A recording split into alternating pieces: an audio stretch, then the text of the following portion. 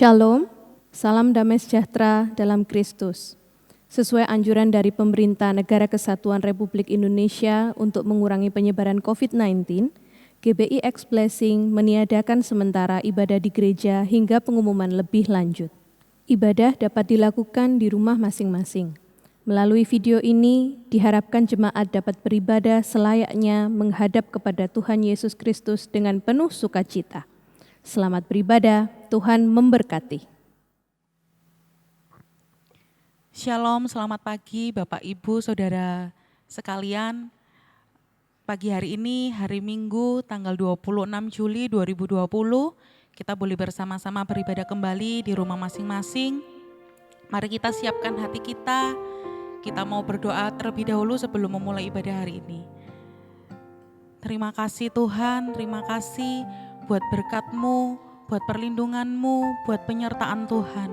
Kalau sampai hari ini kami ada semua Tuhan dalam keadaan tubuh yang sehat, tidak kekurangan satu apapun, itu karena kemurahan Tuhan. Kalau sebentar kami mau meninggikan nama-Mu Bapa, berikan roh kami yang menyala-nyala Tuhan, berikan hati kami yang siap untuk menyembah dan masuk dalam hadirat-Mu lebih lagi. Terima kasih Bapa, terima kasih. Hanya di dalam nama Tuhan Yesus, Engkau yang siap memuji dan meninggikan nama Tuhan, sama-sama katakan amin. Sekali lagi saya sampaikan shalom Bapak Ibu, shalom, amin. Mari kita siapkan hati kita untuk memuji dan memuliakan nama Tuhan, amin.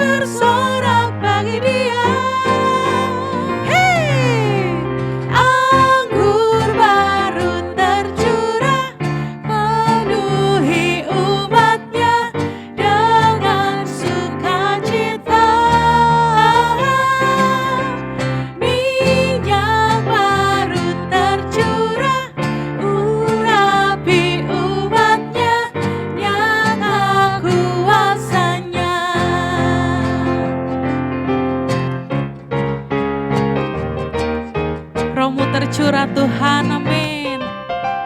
Roh Kudus tercurah di tempat ini, urapannya yang ajaib memulihkan umatnya. Roh Kudus tercurah bagi gerejanya, membangkitkan umat pilihannya hari ini. Hari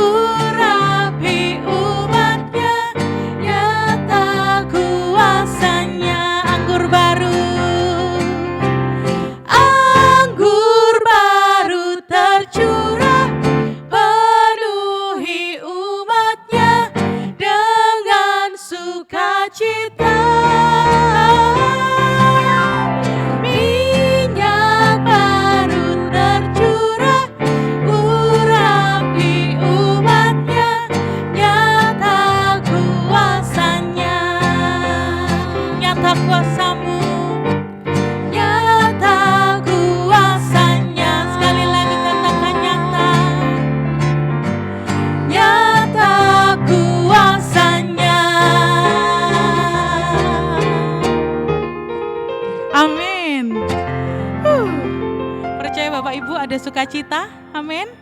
Amin. Mari kita siapkan hati kita Bapak Ibu. Sekali lagi saya mengajak Bapak Ibu untuk menyembah Dia, untuk menikmati hadirat Tuhan lebih lagi. Meskipun kita di rumah masing-masing, tapi tetap percaya bahwa Tuhan hadir Bapak Ibu. Apapun kondisi kita, Engkau tetap setia Tuhan. Engkau gak pernah tinggalkan kami Bapa. Syukur Tuhan, syukur. Terima kasih Tuhan, terima kasih. Seperti rusa yang haus Bapa, demikian juga kami Tuhan. Syukur. Seperti rusa yang haus, rindu aliran sungai-Mu.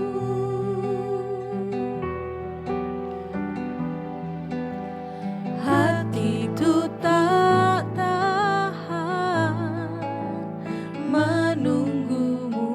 Amin Jesus, sebagai tanah gersang. Bagai tanah gersang menanti datangnya hujan. Demikian kami Tuhan. Begitupun jiwaku Tuhan. Katakan Hanya Engkau pribadi yang mengenal hatiku. Tiada yang tersembunyi bagimu. Seluruh isi hatiku Kau tahu, dan bawaku untuk lebih dekat lagi padamu. Tinggal dalam indahnya dekapan kasih-Mu. katakan seperti rusa yang haus. Seperti rusa yang haus, rindu aliran sungai-Mu. Hati kami tak tahan Tuhan. Hatiku tak tahan menunggu-Mu. Terima kasih Tuhan. Bagai tanah gersang menanti datangnya hujan. Begitupun kami Tuhan. Begitupun jiwaku Tuhan. Tanganmu Bapak Ibu, katakan Hanya Engkau pribadi yang mengenal hatiku. Tiada yang tersembunyi bagimu. Seluruh isi hatiku Kau tahu, dan bawaku untuk lebih dekat lagi padamu. Tinggal dalam indahnya dekapan kasih-Mu. sekali lagi katakan hanya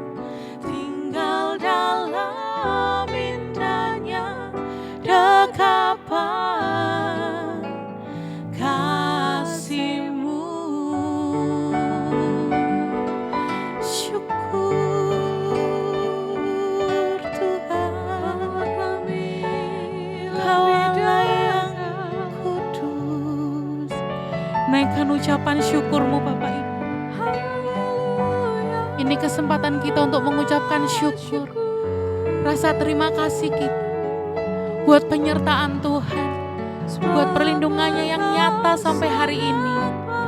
Syukur Tuhan, Engkau Allah yang luar biasa. Engkau yang tahu hati kami Tuhan. Syukur, terima kasih. Haleluya Tuhan, terima kasih. Engkau Allah Immanuel. Syukur Tuhan, Engkau Allah yang layak ditinggikan Tuhan. Engkau Allah yang layak terima segala hormat kemuliaan. Bahwa kami lebih lagi untuk menikmati hadirat-Mu Tuhan. Syukur Tuhan.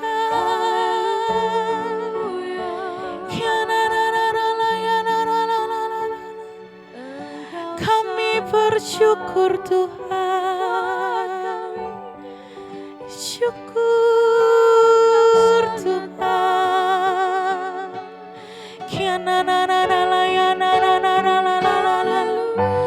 Syukur,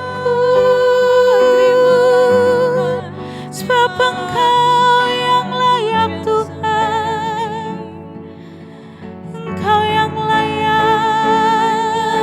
disembah. Hanya Engkau Tuhan. Hanya Engkau Allah yang mendapati kami. Syukur Tuhan, syukur. Syukur Tuhan.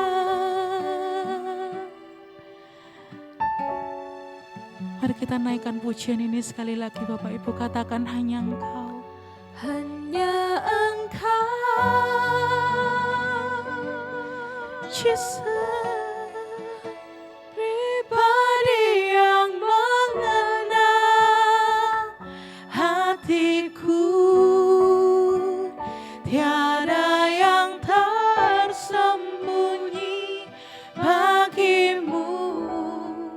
Seluruh isi hatiku Kau tahu, dan bawaku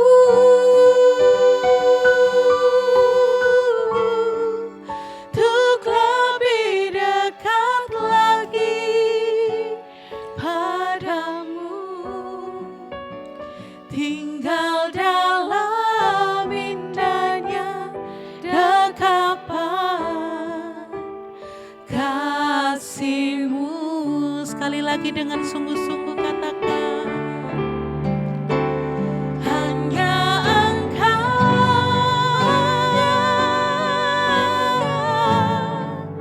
pribadi yang mengenal hatiku. Tiada yang tersembunyi bagimu. Seluruh isi hatiku Kau tahu, dan bawaku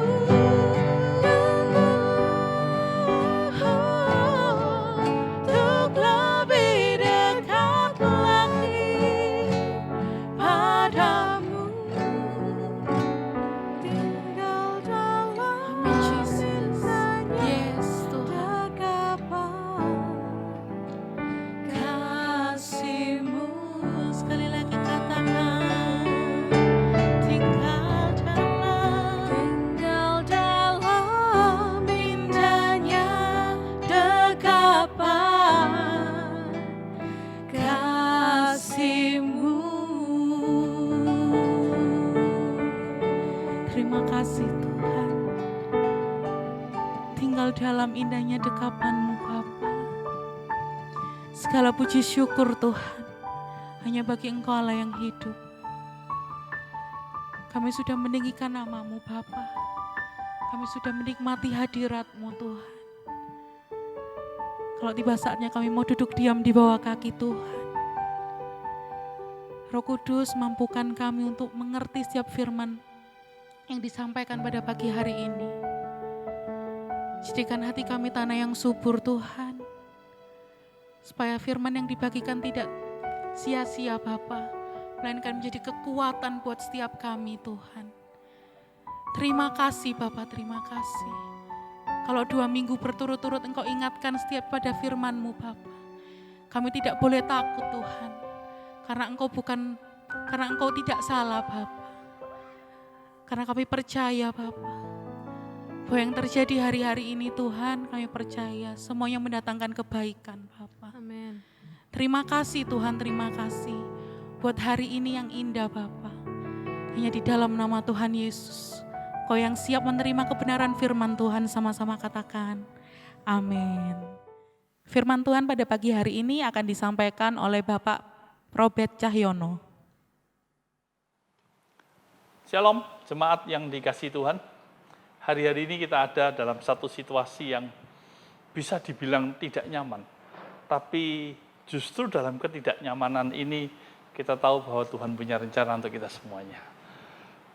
Tidak ada sesuatu yang terjadi di muka bumi ini tanpa seizin Tuhan, tanpa perkenanan Tuhan. Berarti dalam setiap situasi itu juga Allah turut bekerja dalam segala sesuatunya, mendatangkan kebaikan bagi orang yang mengasihi Dia, mereka yang terpanggil sesuai dengan rencananya. Amin. Gitu. Terima kasih untuk kesempatan saya bisa share. Terima kasih untuk Gembala Sidang di tempat ini. Gitu ya. Hari ini saya ingin share sesuatu yang hari-hari ini saya coba renungkan dan rasanya tepat untuk kita ungkapkan, saya sharekan kepada kita semuanya, sesuatu yang mungkin sudah berulang-ulang kali kita dengar sebagai orang percaya, sebagai orang Kristen. Saya ambil dalam Matius pasal 5, ayat 13 sampai ayat 16. Temanya adalah garam dan terang dunia. Saya bacakan. Ayat yang ke-13. Kamu adalah garam dunia. Jika garam itu menjadi tawar, dengan apakah ia diasinkan? Tidak ada lagi gunanya selain dibuang dan diinjak orang. Ayat 14, kamu adalah terang dunia. Kota yang terletak di atas gunung tidak mungkin tersembunyi. Ayat 15-nya, lagi pula orang tidak menyalakan pelita, lalu meletakkannya di bawah gantang, melainkan di atas kaki dian, sehingga menerangi semua orang di dalam rumah itu. Ayat ke-16, demikian hendaknya terangmu bercahaya di depan orang, supaya mereka melihat perbuatanmu yang baik dan memuliakan Bapamu yang di surga.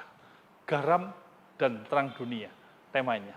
Saya kira kita semuanya sudah pernah mendengarkan ini, bahkan mungkin sudah lama jadi orang Kristen, berkali-kali kita sudah mendengarkan ayat-ayat ini, dan tentunya sudah praktek juga.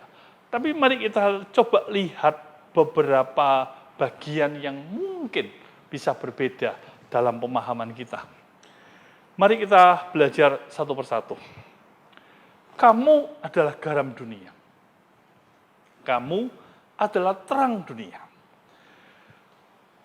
Istilah kamu adalah menunjukkan sesuatu yang penting dalam hidup ini, khususnya hidup orang percaya.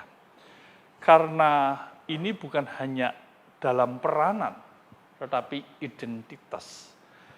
Disebut identitas karena itu merupakan bagian yang ada dalam hidup kita. Identitas dikenal karena fungsinya yang nyata dan berlaku universal dan sifatnya permanen. Artinya, kalau saya ini seorang ayah, maka kemanapun saya berada, saya seorang ayah. Tidak bisa ganti identitas. Tidak. Itu permanen dalam hidup saya. Berarti kalau kita katakan kamu, firman Tuhan katakan kamu adalah garam dunia, kamu adalah terang dunia, berarti kemanapun kita pergi, dalam waktu apapun juga, maka identitas itu permanen dalam hidup kita. Artinya yaitu diri kita. Seorang percaya tidak lepas dari identitasnya sebagai garam dan terang dunia. Ini bagian yang pertama yang harusnya kita pahami. Artinya dalam semua situasi hidup ini, termasuk dalam situasi-situasi yang tidak enak seperti ini, sudahkah identitas itu nyata, berfungsi secara langsung dalam hidup ini, menjadi garam dan terang dunia. Sebelum kita lanjut, menerangkan tentang garam dan terang dunia, mari kita lihat sedikit latar belakang dari ayat-ayat 13 sampai 16 itu, di mana penekanannya garam dan terang dunia. Ayat di atasnya itu sangat menarik sekali. Ayat Matius pasal 5, pada ayat yang pertama sampai pada ayat yang ke-12, itu berbicara tentang khotbah di bukit.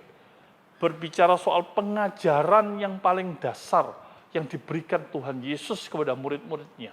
Pengajaran yang tidak lekang. Gitu. Oleh waktu, pengajaran yang tetap mendasar pada setiap pribadi orang percaya. Pada ayat 12 ya, ada sebuah penggalan kata yang menarik sebelum kita masuk kepada apa yang saya ingin siarkan tentang garam dan terang dunia. Matius pasal 5 ayat yang ke-12 dikatakan demikian. Bersukacitalah dan bergembiralah. Bersukacitalah dan bergembiralah. Karena upamu besar di surga. Sebab demikian juga telah dianiaya nabi-nabi yang sebelum kamu. Saya coba lihat kata bersukacitalah dan bergembiralah itu adalah bukan hanya sekedar sukacita dan gembira. Tetapi misalnya ada seorang atlet yang berlari, gitu, dan antara yang nomor 1 dan nomor 2 itu jaraknya tidak terlalu jauh. Tapi dengan kegesitannya, mungkin yang nomor 2 pada saat-saat detik terakhir itu bisa menyusul yang di depannya dan akhirnya hanya jarak sekian meter, akhirnya menang. Wah, mereka bersukacita, bersorak, bergembira. Karena upahmu besar di surga. Nah, ini yang saya mau beritahu. Kata upahmu besar di surga, itu tidak berbicara nanti pada waktu kita pulang ke surga.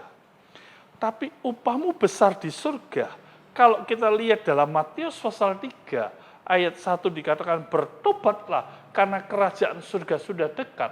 Kata kerajaan surga sudah dekat itu bukan menunjuk kepada kerajaan surga kemana kita akan pergi setelah kematian. Tidak. Tapi kerajaan surga yang nyata di muka bumi ini. Nah, pada Matius pasal 5 ayat 1, kita diajar tentang khotbah-khotbah dasar, khotbah pengajaran-pengajaran dasar. Di mana pengajaran dasar itu kalau menjadi bagian dari setiap orang percaya dan dijalankan dalam kehidupannya sehari-hari, maka kita akan menikmati rasa sukacita dan gembira yang sangat luar biasa sekali. Saya kasih ilustrasi.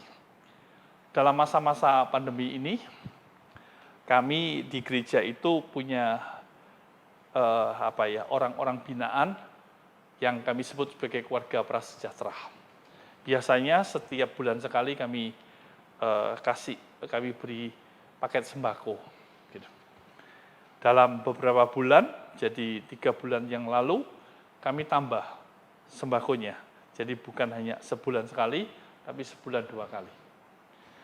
Dan tahukah Bapak Ibu saudara-saudara sekalian, pada waktu saya mencoba merancang bersama dengan tim di sekretariat, termasuk istri saya, gitu ya.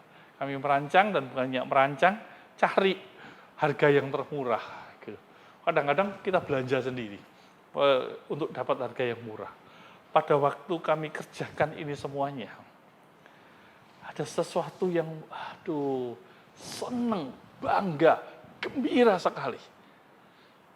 Karena kami berhasil mencoba untuk menolong orang-orang yang mungkin hari-hari ini punya masalah, punya kebutuhan-kebutuhan yang khusus, yang kebutuhan-kebutuhan yang tidak sama dengan kita.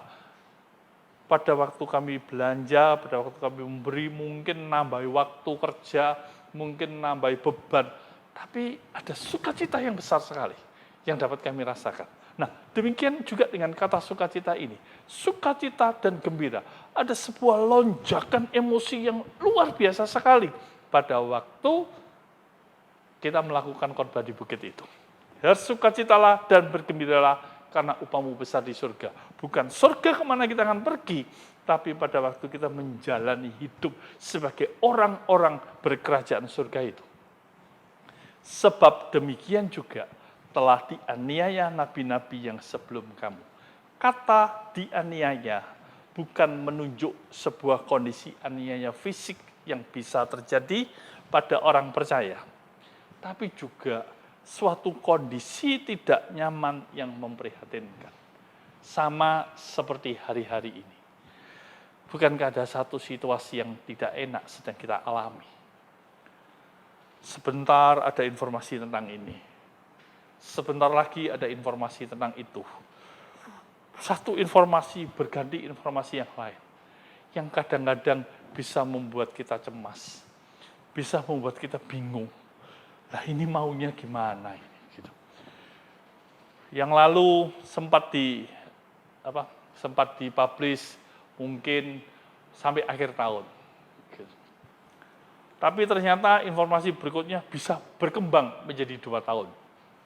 Dan yang terakhir katanya jadi 5 tahun. Gitu. Satu kondisi yang tak enak. Gitu. Belum lagi terakhir ini kita coba dalami tentang apa yang disebut dengan aerosol, airborne dan sebagainya, di mana ini menjadi masalah bagi gereja untuk tidak segera memulai ibadah offline-nya, ibadah yang yang biasa kita lakukan. Kenapa?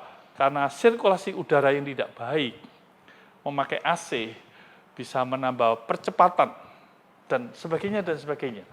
Kadang-kadang emosi kita bisa dipermainkan sedemikian rupa, gitu. Menghadapi satu situasi-situasi yang tidak enak. Berarti sebelum garam dan terang dunia itu nyata, akan ada latar belakang, ada situasi-situasi teraniaya, ada situasi-situasi tidak nyaman terjadi pada masyarakat. Dan saya kira ketidaknyamanan itu tidak berlaku di Indonesia saja, tapi di seluruh dunia. Satu kondisi yang kompleks sekali terjadi. Disinilah kita harus nyata menjadi garam dan terang dunia itu. Bukankah saat ini ada dalam kondisi seperti itu? Orang percaya harus menyatakan peranannya dalam identitas sebagai garam dan terang dunia. Di bagian yang lain, sebelum kita bahas garam dan terang dunia, di dalam Matius pasal 5 ayat 20, ada sebuah pernyataan yang sangat luar biasa sekali. Dari Yesus, dia berkata, saya bacakan Matius 5 ayat 20, maka aku berkata kepadamu, jika hidup keagamaanmu tidak lebih benar daripada hidup keagamaan ahli-ahli Taurat dan orang-orang Farisi, sesungguhnya kamu tidak akan masuk dalam kerajaan surga. Ingat Bapak Ibu Saudara sekalian, kalau kita sudah bicara kerajaan surga, jangan dipikir kerajaan surga nanti kemana kita akan pergi ya, itu jauh. Gitu. Tapi kerajaan surga ini berpadanan dengan Matius pasal 3 ayat 1, bertobatlah kamu karena kerajaan Allah sudah dekat, kerajaan surga sudah dekat, itu menunjukkan pemerintahan Yesus Kristus, kerajaan surga yang nyata di muka bumi ini lewat gerejanya dan lewat orang-orang percaya. Atau dengan bahasa yang lain, garam dan terang dunia itu akan semakin nyata.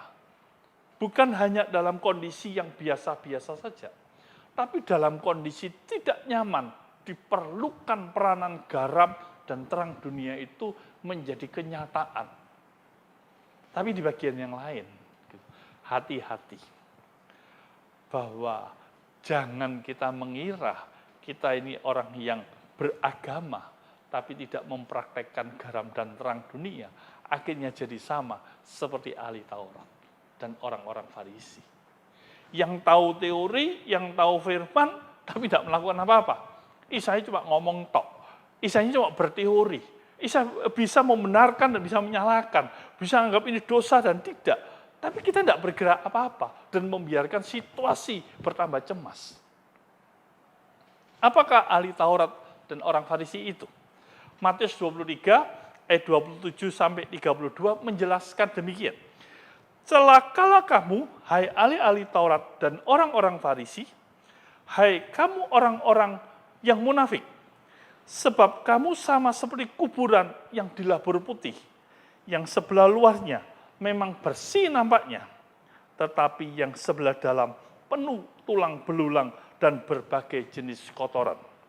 Demikian jugalah kamu, di sebelah luar kamu, di luar kamu tampaknya benar di mata orang, tetapi di sebelah dalam kamu penuh kemunafikan dan kedurjanaan. Ini ciri orang Farisi, ahli Taurat. Kelihatannya beragama, kelihatannya seperti kuburan yang nampak depannya bagus, mewah, luar biasa, tapi di dalamnya keropos. Ini orang munafik. Di dalamnya penuh dengan intrik-intrik, penuh dengan motivasi-motivasi yang hanya untuk mementingkan dirinya sendiri. Apalagi dalam situasi seperti ini. Loh, saya kan punya kepentingan. Saya kan punya bagaimana dengan anak saya yang tidak makan, bagaimana dengan keluarga saya, dan sebagainya. Oke, itu bisa saja terjadi. Gitu. Tapi itu tidak membawa kita tidak menjadi garam dan terang dunia. Kita jadi hancur dalam kemunafikan kita sebagai ahli-ahli Taurat dan orang-orang Farisi. Jemaat yang dikasihi Tuhan, jadi sebelum kita ngomong garam dan terang dunia, maka kita sudah dibatasi bahwa garam dan terang dunia ini sebuah pengajaran yang nyata, khususnya dalam situasi-situasi yang tidak nyaman, sehingga peran kita sebagai orang percaya bukan hanya jadi orang munafik, jadi orang Farisi, ahli Taurat, yang bisa ngomong tok tapi tidak melakukan apa-apa. Tidak mengeluarkan energi positifnya, tidak mengeluarkan potensi keilahiannya dalam kondisi-kondisi itu untuk jadi garam dan terang dunia. Nah, sekarang mari kita coba mengerti apa garam. Matius 5 ayat 13 tadi mengatakan, kamu adalah garam dunia. Jika garam itu menjadi tawar, dengan apa ia diasinkan? Tidak ada lagi gunanya selain dibuang dan diinjak orang. Dari semua yang saya coba renungkan, yang saya coba pahami, saya mencoba melihat begini. Fungsi garam dalam kehidupan itu ada dua hal. Tidak usah banyak-banyak, dua saja. Tapi cukup berat sebetulnya. Yang pertama, fungsi garam dalam kehidupan itu mengawetkan. Atau dengan bahasa lain, mencegah kebusukan. Ini berbicara soal masalah hati. Ingat, firman Tuhan tadi sudah memberikan kewaspadaan, firman Tuhan tadi sudah mengajarkan kita hati-hati, jangan bertindak seperti orang Farisi. Orang Farisi bukan bicara soal orangnya, orang Farisi bukan bicara soal siapa dia, tapi orang Farisi itu berbicara apa yang nampak dan apa yang di dalam berbeda. Garam itu fungsinya mengawetkan, mencegah kebusukan. Mungkin situasi bisa membuat kita mencoba berpikir kepentingan kita lebih banyak. Tidak ada masalah ya harus tanggung jawab. Tapi tidak berarti mengorbankan identitas kita sebagai garam. Karena garam itu menjaga kita untuk tetap murni dalam hati kita. Apa yang biasa kita berikan, menurut saya, itu bagian penting untuk kita berikan. Apa yang bisa kita lakukan? Menurut saya, itu yang harusnya kita lakukan. Dulu, kalau ibadah hari Minggu, kita bisa berbagi, kita bisa apa saja lah. Gitu. Sekarang tidak berarti kita simpan semuanya. Toh saya harus butuh. Nanti kalau, ya misalnya gitu. Misalnya, apa yang seharusnya kita berikan? Perpuluhan, persembahan. Ya kenapa kita tidak sampaikan? Gitu. Ya mungkin kita bisa berpikir bahwa, lah nanti saya apa, makan apa, dan sebagainya. Ingat, garam itu mencegah kebusukan. Hal-hal yang merusak hati kita, itu diawetkan oleh garam itu. Artinya gini, kalau fungsi kita ini garam, maka dengan cepat kebusukan-busukan itu akan lalu dari hidup kita.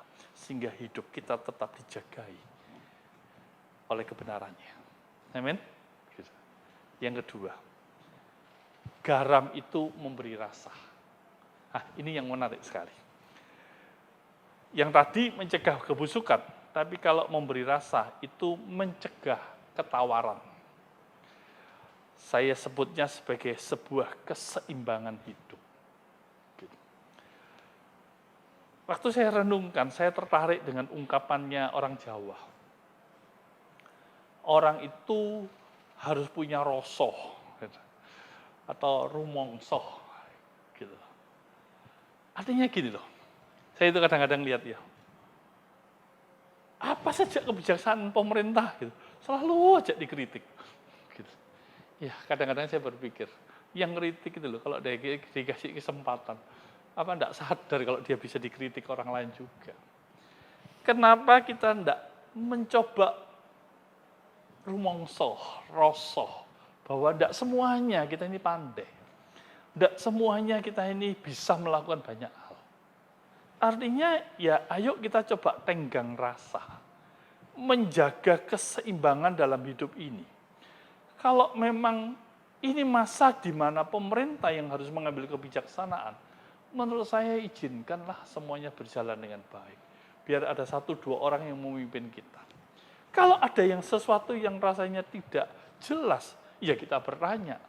Kalau ada sesuatu yang rasanya tidak seimbang, coba kita usahakan gitu, dengan cara-cara yang lebih baik lagi. Sehingga keseimbangan dalam hidup ini bisa terjaga dengan baik. Kalau kita ini bekerja, punya ndak rosoh, gitu, rumongsoh, gitu. Kita ndak hanya sekedar pokoknya saya kerja, saya harus digaji. Nah kalau perusahaannya sedang ada masalah, bisa ndak kita mencoba rumongsoh, rosoh, mencoba menawarkan solusi, mencoba menawarkan jalan keluar, sehingga akhirnya semua hal yang sedang terjadi, yang berat sekalipun, dapat diatasi dengan baik. Hanya orang-orang yang bisa memerankan fungsinya sebagai garam adalah orang-orang yang sanggup bisa melakukan ini semuanya dengan baik. Teman-teman, garam itu memberi rasa. Dan tentunya setiap orang akan punya ukuran sendiri-sendiri, sama seperti ya ada yang suka asin, ada yang enggak gitu. Di rumah kami gitu ya, mami enggak suka asin gitu. Ya kami ya sedikit-sedikit suka gitu. Ya harus jaga. Ya inilah kehidupan. Enggak harus semuanya sama. Tapi justru disinilah garam itu bisa berfungsi dengan baik. Menjaga tenggang rasa, menjaga rosoh, sehingga semuanya itu bisa punya keseimbangan untuk melakukan sesuatu dengan baik. Dan satu lagi yang perlu diingat. Fungsi garam itu tidak kelihatan.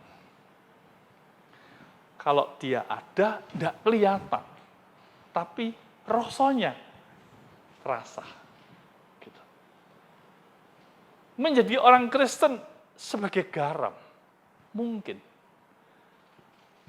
kita tidak dipuji. Mungkin juga kita tidak, orang Jawa bilang diumbul-umbul gitu. Tidak dikasih penghargaan. Enggak. Mungkin juga tidak tampil. Gitu. Tapi garam itu ada di mana-mana. Paling tidak kehadiran kita itu dapat dirasakan oleh orang banyak. Gitu. Kalau ada orang Kristen datang ke satu komunitas, datang ke satu kerumunan, datang satu pertemuan, orang lain bilang, iki meneh, hati-hati. Gitu. Kehadiran kita enggak diharapkan. Menjadi garam akan menyukakan banyak orang. Menjadi garam akan membuat orang itu bisa senang dengan kehadiran kita. Dan disinilah harusnya nyata. Di sini pula, dalam ayat ini pula, gitu, ditekankan kegagalan dalam peranan ini, kegagalan dalam peranan menjadi garam ini, menjadi tragedi fatal. Kenapa? Karena bukan hanya tidak berguna, tapi diremehkan oleh dunia. Firman Tuhan katakan, dibuang dan diinjak orang. Kalau kita nggak bisa jadi garam, terus apa bedanya kita dengan orang lain? Ya mungkin situasinya bisa membuat cemas. Informasinya bisa mengalir begitu rupa. Tapi jadilah garam yang memberi rasa. Jangan gampangan nyebarkan hoax. Hoax itu kan berita yang tidak benar. Sekarang ini kan terjadi perubahan perilaku orang. Nyebarkan hoax gitu ya. Terus kalau ada orang yang ngasih tahu, itu hoax loh. Oh gitu ya. Oh iya hoax. Minta maaf aja enggak. Gitu. Ini orang berdosa yang enggak merasa berdosa kan gini. Gitu. Iya kan? Gitu. Padahal hoax kita itu mampu membuat orang lain jadi cemas loh. Kenapa kita enggak mencoba mengembalikan fungsi kita sebagai garam itu? Sehingga orang itu merasakan sesuatu yang indah dari hidup ini. Jadilah garam.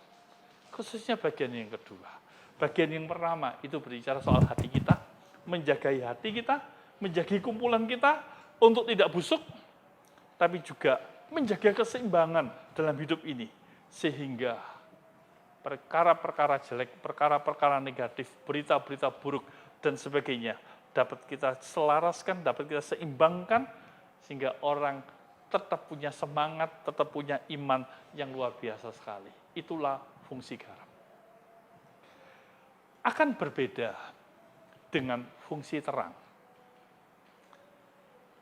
Kalau garam itu tidak kelihatan tapi terasa, terang harus kelihatan. Jadi tidak ada salahnya untuk kelihatan, untuk tampil. Gitu. Ini bukan masalah kerendahan hati dan sebagainya. Ini masalah, kembali lagi, masalah identitas.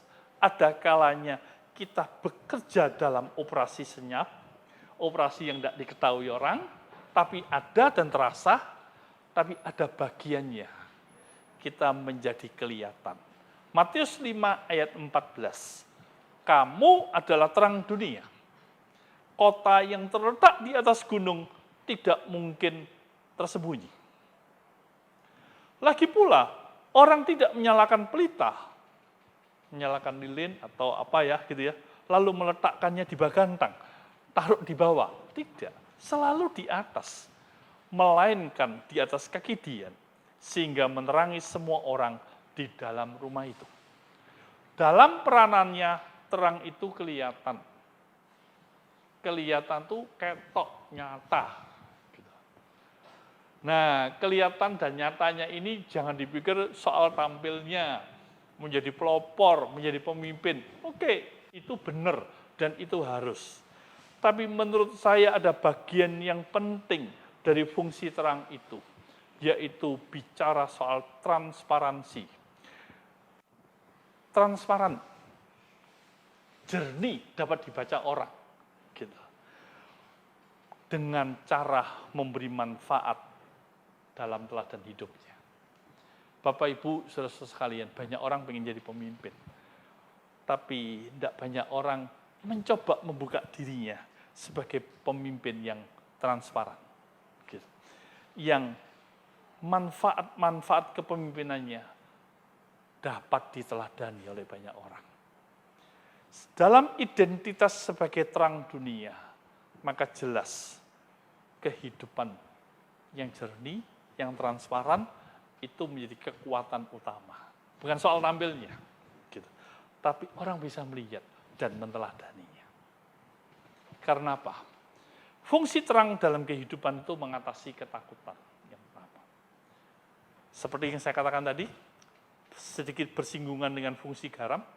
Jadi kalau orang cemas, ya jangan ikut cemas. Justru di situ kita harus memberikan harapan dalam kecemasan. Kalau pernah ya kita ada dalam satu situasi ya, entah kita lagi ibadah, lampunya mati. Wah, anak-anak bisa nangis, bisa teriak, dan mungkin kita lah lampu mati. Dan ada sedikit ketakutan. Tapi tidak lama ada orang yang mengusahakan dan sebagainya, kemudian lampunya nyala terang. Apa yang terjadi? Wah, semua orang kan bersorak ya. Tidak usah dikomando, tidak usah 1, 2, 3 teriak, nggak usah. Langsung orang, wah rame. Gitu loh. Kenapa? Terang. Begitu terang nyata, ketakutan lenyap. Itu fungsinya. Seorang pemimpin harus menjadi terang yang mengatasi situasi-situasi jelek dalam lingkungannya. Bagian yang lain adalah menunjukkan jalan, menuntun. Jadi kalau gelap, gitu, maka seorang pemimpin harus ada di depan. Menjadi teladan sehingga orang yang di belakangnya bisa dituntun. Sekali lagi, terang itu bukan operasi senyap lagi. Seperti garam. Terang itu bicara soal kepeloporan. Terang itu bicara soal tuntunan, pimpinan, arahan yang jelas untuk membawa orang yang takut dan orang yang tidak tahu jalan bisa jalan dengan baik. Dan untuk menjadi terang, maka tidak ada cara lain. Yesus terang dunia. Saat menjadikan dia sumber kehidupan, maka akan memancarkan terangnya bagi dunia yang gelap. Jemaat yang dikasihi Tuhan, ingat, kalau ada terang, maka kegelapan sirna. Kalau ada kebenaran, maka kesalahan akan nyata. Iya kan? Kalau ada kebaikan, maka kejahatan hilang. Artinya, tidak terlalu banyak bicara. Tuntunan hidup kita lewat keteladanannya akan membuat orang berbaris mengikuti kita. Jadilah teladan yang dapat dilihat. Karena kita transparan, tulus, murni, apa adanya dalam hidup ini. Gitu. Maka itu akan berbicara lebih kuat daripada rangkaian kata-kata yang kita bisa ungkapkan. Dan akhirnya, Matius 5 ayat 16, demikianlah hendaknya terangmu bercahaya di depan orang, supaya mereka melihat perbuatanmu yang baik dan memuliakan Bapakmu yang di surga. Dunia akan memberikan penghargaan dan hormat akan Bapa di surga lewat peranan yang nyata sebagai identitas yang universal dan permanen. Bagaimana cara orang-orang bisa memuliakan Bapa? Jadilah garam dan terang dunia. Khususnya dalam situasi-situasi yang tidak nyaman. Gitu. Jangan berperilaku sebagai orang Farisi, ahli Taurat, yang bersih, yang kelihatan kelihatan enak, bagus depan, tapi bobrok di dalam. Munafik. Gitu. Jadilah orang apa adanya. Ada saatnya kita ada dalam operasi senyap, tidak kelihatan orang tapi bisa melakukan dan terasa, tapi ada bagiannya di mana kita menjadi terang, tampil, menjadi pelopor dalam kehidupan ini. Saya kira ini saat yang tepat, garam dan terang dunia itu menjadi nyata dalam kehidupan ini. dalam situasi-situasi yang tidak menentu ini. Sepandai-pandainya orang hari-hari ini, tetap bodoh, karena tidak bisa memprediksikan. Sekaya-kayanya orang, gitu, tetap tidak bisa membeli. Gitu. Semuanya lagi berupaya, semuanya lagi bingung. Tapi percayalah, mungkin kita tidak bisa melakukan seperti orang pandai, seperti orang kaya. Tapi setidak-tidaknya, identitas menjadi garam dan terang dunia itu, pada waktu kita jalankan dengan baik, orang akan diberkati, Tuhan akan dipermuliakan. Amin. Mari kita berdoa. Tuhan Yesus, terima kasih untuk situasi-situasi yang tidak nyaman yang hari-hari ini terjadi. Ini adalah masa-masa yang istimewa, masa-masa yang unik, masa-masa yang merupakan bagian dari rencanamu yang kau berikan pada setiap kami sebagai orang percaya untuk ada dalam situasi ini. Kalau Tuhan izinkan, berarti kami percaya Tuhan sedang bekerja bersama dengan kami. Dan firman-Mu mengingatkan, menyadari, dan memberikan pemahaman, kamilah garam dan terang dunia. Dalam situasi yang tidak nyaman, maka kami akan bisa berfungsi dengan baik. Sehingga kami tidak dikenal sebagai orang yang baik nampaknya, tapi bobrok di dalamnya. Tapi justru kami bisa menjadi garam, mengawetkan, mencegah kebusukan, dan memberi rasa. Tidak kelihatan, tapi terasa kehadirannya. Dan pada masa-masa seperti ini pula, kami bisa menjadi terang. Kami bisa menjadi penuntun, kami bisa menjadi pelopor, kami bisa tampil dalam sebuah keadaan dengan membawa keteladanan sebagai kuasa yang luar biasa bagi banyak kehidupan. Tolonglah kami untuk tidak terjebak dengan apa kata orang yang membuat semuanya jadi kacau. Tapi justru keberadaan kami akan memberikan harapan baru.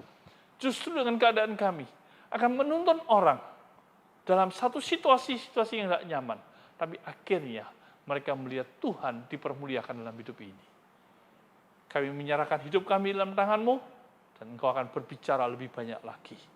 Firman-Mu meneguhkan, Firman-Mu hidup, dan Firman-Mu akan berbicara lebih dari sekedar kata-kata yang bisa diucapkan. Terima kasih Tuhan Yesus. Kami mengucap syukur atas kasih dan kuasa-Mu dalam nama Tuhan Yesus. Kami berdoa dan mengucap syukur. Amin. Tuhan memberkati.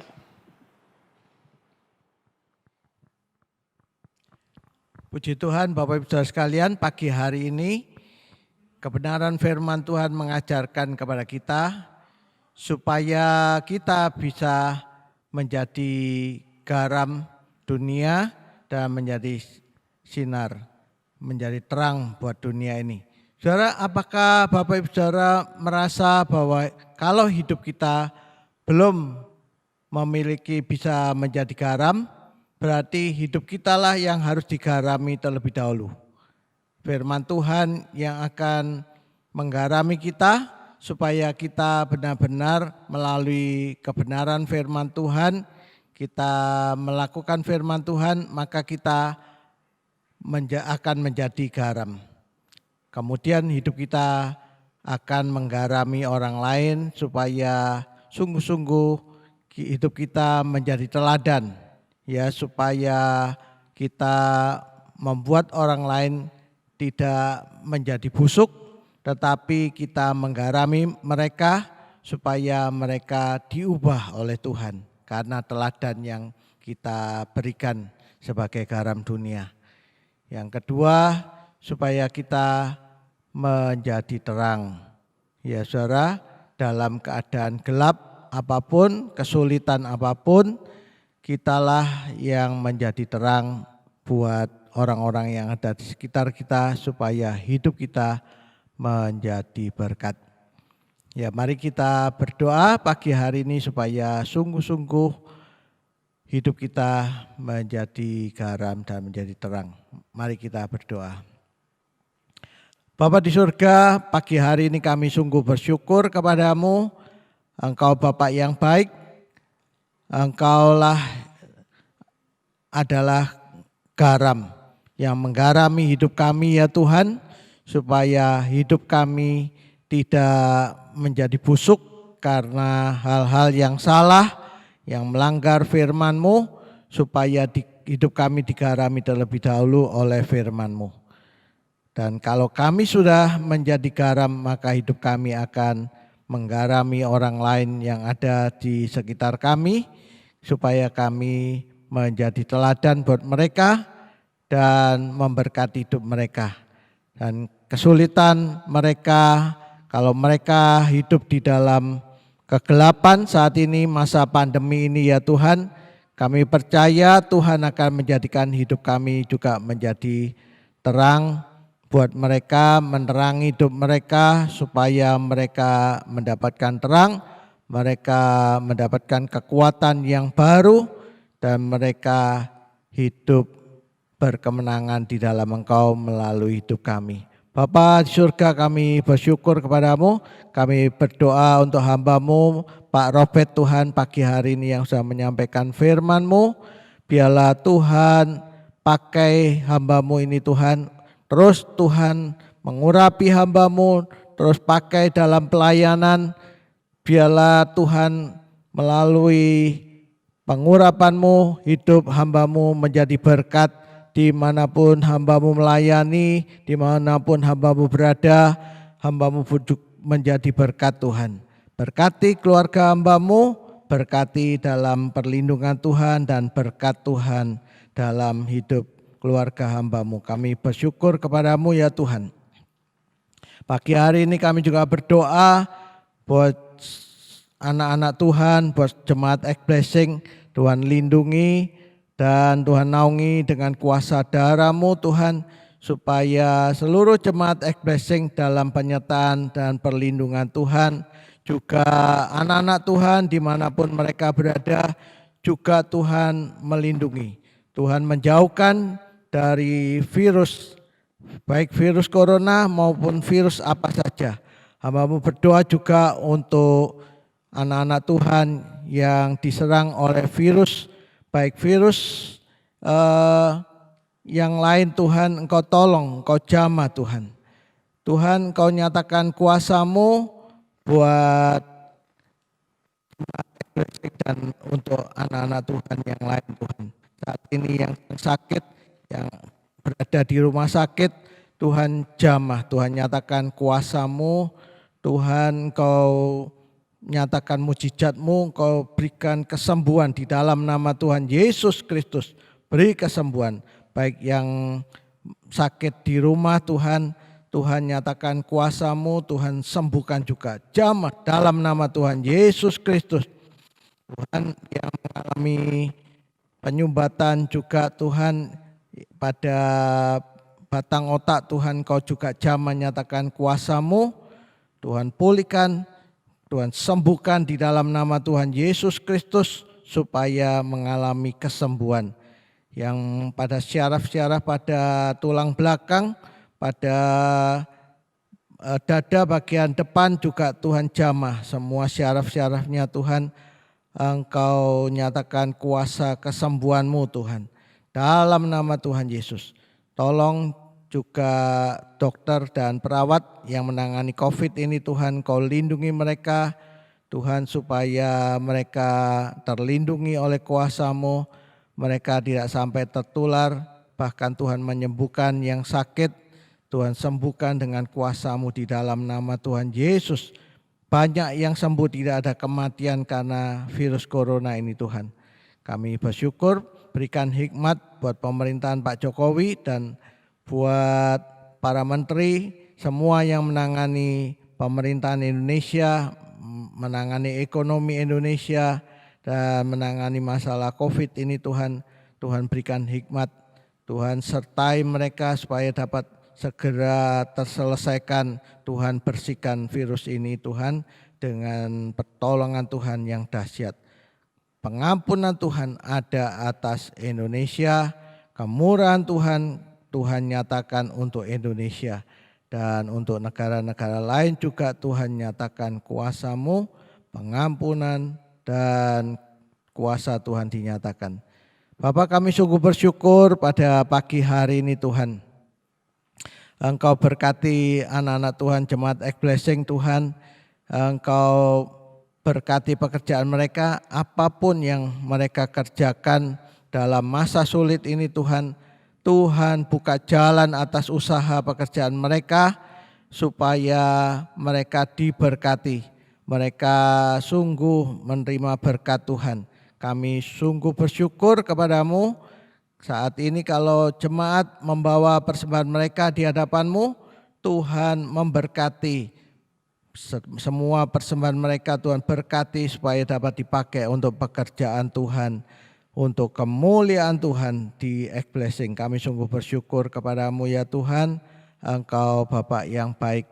Terpujilah nama-Mu ya Tuhan. Engkau memberkati anak-anak Tuhan, anak cucu kami juga Tuhan memberkati. Tuhan melindungi anak cucu kami, usia mereka di bawah 12 tahun dan jemaat X-Blessing usia di atas 5 tahun, 50 tahun. Tuhan menyertai, melindungi dan Tuhan semuanya dilindungi Tuhan. Kami bersyukur Tuhan memberikan hikmat buat anak cucu kami supaya mereka perkasa di muka bumi ini. Mereka menjadi anak yang terpandai, nama Tuhan dipermuliakan melalui hidup mereka. Bapa, sungguh kami bersyukur kepadamu. Engkau Bapa yang baik, Kau Allah yang setia. Mari saudara, dengan iman angkat kedua tangan saudara ke atas untuk menerima berkat Tuhan. Sekarang saudara-saudaraku yang kekasih, terimalah berkat anugerah dari Allah Bapa, cinta kasih di dalam Tuhan Yesus dan penyertaan Roh Kudus nantiasa menyertai engkau, tinggal dalam hidupmu, membimbing engkau, menuntun engkau dan memberkati engkau. Apa saja yang dikerjakan tanganmu, Tuhan membuatnya berhasil. Terimalah berkat anugerah ini hanya di dalam nama Tuhan Yesus Kristus. Saudara yang percaya sudah menerima berkat Tuhan, mari katakan amin. Puji Tuhan Bapak Saudara sekalian. Tetap semangat, minggu depan tetap ibadah di rumah pada tanggal 2 Agustus. Ya, saudara juga saudara bisa mempersiapkan untuk perjamuan kudus karena minggu depan adalah minggu pertama.